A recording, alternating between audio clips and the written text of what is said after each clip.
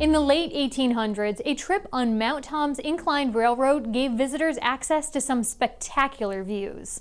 The once popular summer attraction fell victim to the Great Depression and was dismantled in 1938. But producer Dave Fraser and videographer Mark Langevin remind us tonight of the story of this once vibrant era. This road went to the summit. It was the inclined railway that was owned by William Stiles Loomis and his Mount Tom Railroad Company. And it transported people from the lower station to the upper station in about 7 to 8 minutes. Of course, everything was clear cut then, so the view would have been spectacular.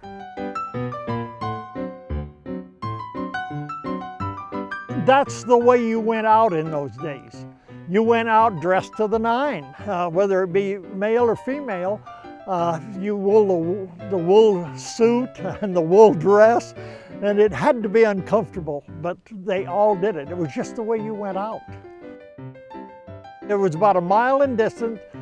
They were each on the end of a cable that made a single loop up around to the upper station, and there was an 8-foot pulley up there that come back down, and this created a situation where they always passed in exactly the same spot.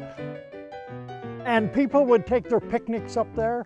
The women would all gather in the pavilion. The men would go out doing their manly things in the woods, and they'd come back and have this great picnic all set up. Spend the afternoon just enjoying the view and the shade, and then make the trip back down. It was 25 cents round trip. There was 3 summit houses. The first one was 1897 to 1900, and then from 1901 to 1929, from 1929 to 36 when they burned. And the first 2 burned. The last one, it was all steel construction, so it just merely went to scrap. The president and his wife came to Holyoke for the graduation of their granddaughter from Mount Holyoke College. And while they were here, they become the guests of William Loomis. And of course, his pride and joy was the summit houses, and they got on the same car you and I would ride and rode to the summit.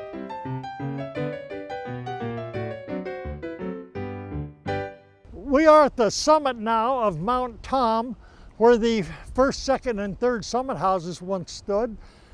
You can see the view from here as you panorama. Off in the distance here, you see East Hampton. On a clear day, we can see Springfield, Amherst, and almost to Greenfield in some cases. These stairways right here were the entrance to the first and second summit house, and they are part of the original 1896 construction. It all ended when the automobile come into vogue. The summit trade fell flat of its face. People started using their own cars, and it was a money-making thing, and it didn't go over. So any good businessman say, close it up.